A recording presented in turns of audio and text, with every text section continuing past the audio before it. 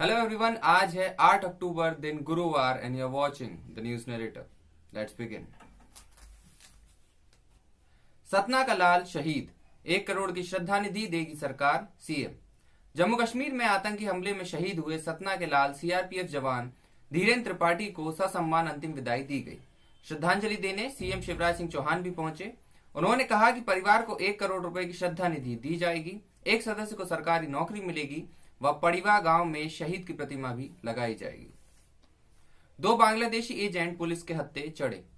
मानव तस्करी और देह व्यापार में लिप्त 2 बांग्लादेशी एजेंट को पुलिस ने सूरत से गिरफ्तार किया है। 2 दिन तक पुलिस खुद बस्तियों में एजेंट बनकर घूमती रही। जैसे दोनों तस्कर मिले, उन्हें दबोच लिया गया। ये 20 साल से देश में रहकर लड़कियों की तस्करी कर रहे थे, पासपोर्ट भी बनवा चुके हैं। गृह मंत्री सख्त, 155 गिरोहों की पहचान, अब होगी धरपकड़, ड्रग्स रैकेट पर होगा कड़ा वार। गृह मंत्री अमित शाह ने अब देश भर में ड्रग्स का कारोबार चलाने वाले गिरोहों का सफाया करने का आदेश दिया है। उनके निर्देश पर नारकोटिक्स कंट्रोल ब्यूरो एनसीबी ने तैयारी करते हुए देश भर में ऐसे 155 गिरोहों का आकलन किया है, जिनके जरिए सालाना लगभग 1.5 करोड़ रुपए की ड्रग्स बेची जा रही है। इस पूरे अभियान की कमान एनसीबी के मुखिया राकेश अस्थाना संभालेंगे। पंजाब व राजस्थान है टॉप पर। ऐसे ड्रग्स गिरोह सबसे ज्यादा संख्या में पंजाब और राजस्थान में है। उपयोग करने वाले भी सबसे ज्यादा पंजाब में है। पंजाब से लगभग 2 दर्जन गिरोह संचालित होते हैं। हाईकोर्ट ने रिया को ड्रग्स गिरोह का हिस्सा नहीं माना, 28 दिन बाद बेल पर रिहा।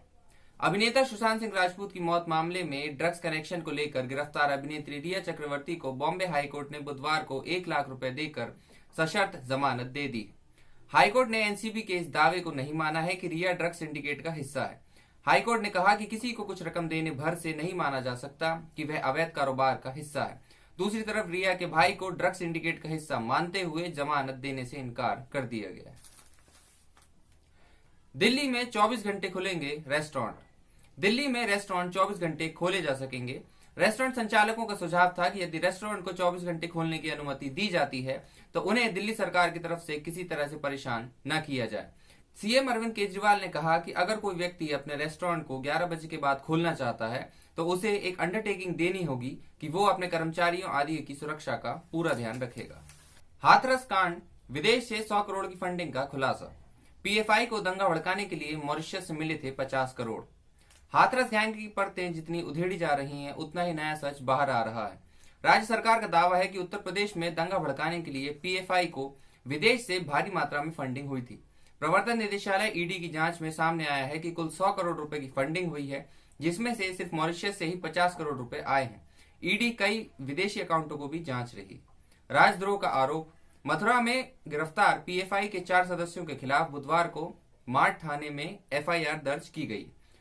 चारों संदिग्धों पर राजद्रोह, समाज में वैमनस्यता फैलाने की धारा बढ़ाई गई है। पहले शांति भंग करने की कार्रवाई हुई थी। परीक्षा फीस बढ़ाने पर सीबीएसई को मिला नोटिस। दिल्ली हाईकोर्ट ने सीबीएसई की ओर से 10वीं और 12वीं की परीक्षा फीस में बढ़ोतरी के खिलाफ दायर याचिका पर सुनवाई करते हुए सीबीएसई को नोटिस जारी किया है। चीफ जस्टिस डीएन पटेल की अध्यक्षता वाली बेंच ने सीबीएसई को 12 नवंबर तक जवाब दाखिल करने का निर्देश दिया है। याचिका parents forum for meaningful education नामक एनजीओ की ओर से दायर की गई थी। केमिस्ट्री में नोबेल पुरस्कारों की बुधवार को हुई घोषणा। डीएनए में बदलाव का टूल बनाने वाली 2 महिला वैज्ञानिकों को मिला Nobel. Royal Swedish academy of sciences ने बुधवार को 2 महिला वैज्ञानिकों को डीएनए एडिट करने के टूल विकसित करने के लिए केमिस्ट्री में 2020 के नोबेल पुरस्कार से सम्मानित करने की घोषणा की है।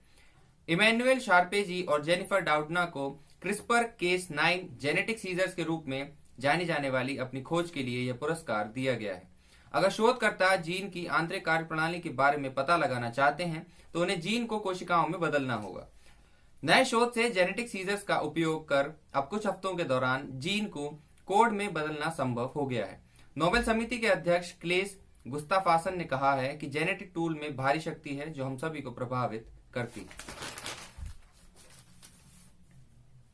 4 महानगरों में सबसे कम रहा शहर का अधिकतम तापमान।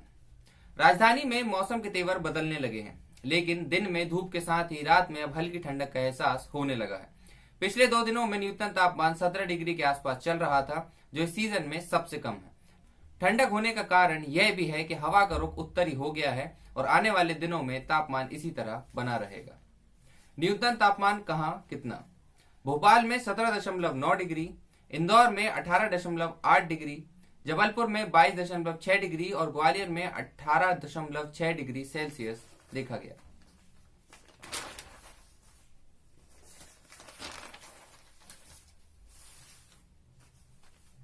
भोपाल के स्टार्टअप फ्रेश रूम्स को मिला राष्ट्रीय स्टार्टअप अवार्ड। केंद्र सरकार ने मंगलवार को राष्ट्रीय स्टार्टअप पुरस्कार 2020 का ऐलान किया है। इसमें शहर के स्टार्टअप फ्रेश रूम्स को टूरिज्म क्षेत्र के लिए हॉस्पिटैलिटी कैटेगरी में राष्ट्रीय स्टार्टअप पुरस्कार 2020 का विजेता घोषित किया गया है। रेल, कॉमर्स और उद्योग मंत्री पीयूष गोयल ने ऑनलाइन कार्यक्रम में राष्ट्रीय स्टार्टअप पुरस्कारों की घोषणा की। यह स्टार्टअप स्मार्ट ई टॉयलेट, स्मार्ट नैप जोन्स व जन सुविधा की सेवाएं उपलब्ध कराता है। एनालिटिक्स में आ रही हैं बेशुमार नौकरियां। एडटेक कंपनी द्वारा कराए गए ग्रेट लर्निंग अध्ययन की रिपोर्ट में कहा गया है कि अगस्त के आखिर तक देश में डेटा साइंस की नौकरियों में 93,500 से ज्यादा स्थान खाली पड़े हुए थे। रिपोर्ट कहती है कि कोरोना महामारी के बावजूद एनालिटिक्स से जुड़े क्षेत्र में काफी नौकरियां हैं। अगस्त 2020 के अंत में दुनिया भर में जितनी भी एनालिटिक्स जॉब ओपनिंग थी उनमें 9.8% योगदान अकेले भारत का था। इस साल जनवरी में दुनिया के कुल एनालिटिक्स जॉब में भारत का योगदान 7.2% था। इस सेक्टर में वैकेंसी फरवरी में 1,09,000 से घटकर मई में 82,500 पर आ गई थी। इसके बावजूद उद्योग के प्रमुख सेक्टर्स में कर्मचारियों की भारी मांग बनी हुई है।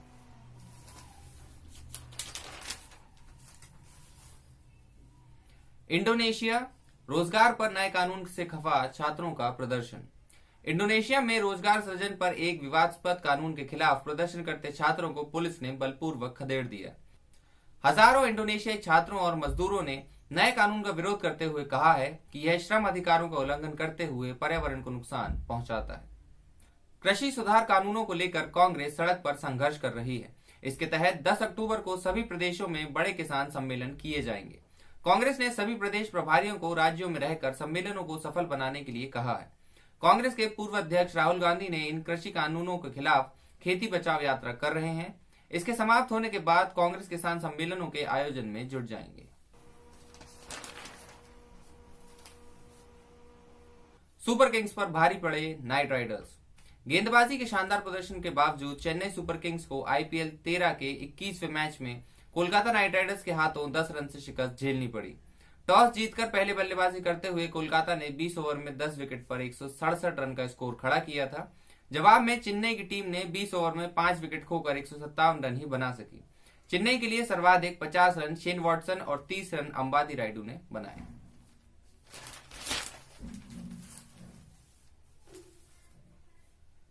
आज धूमधाम से मनेगा वायुसेना दिवस। भारतीय वायुसेना गुरुवार को 88वीं वर्षगांठ का जश्न मनाएगी। समारोह में हिंडन एयरबेस पर रफाल सहित विभिन्न प्रकार के विमान फ्लाई पास्ट में शामिल होंगे। पिछले साल के 51 विमानों की तुलना में इस बार फ्लाई पास्ट में 56 विमान शामिल होंगे, जिनमें लड़ाकू, परिवहन विमान और हेलीकॉप्टर शामिल हैं। पहली बार रफेल भी। रफेल फाइटर जेट पहली बार आईएफ के फ्लाई पास्ट में हिस्सा लेगा। रफेल के अलावा परेड में हिस्सा लेने वाले फाइटर जेट्स में Sukhoi 30, Jaguar, Mirage 2000, MiG-29, MiG-21, Bison व तेजस शामिल हैं। That's for today. See you guys tomorrow. Take a good care of yourself. Be healthy and be safe. Thank you.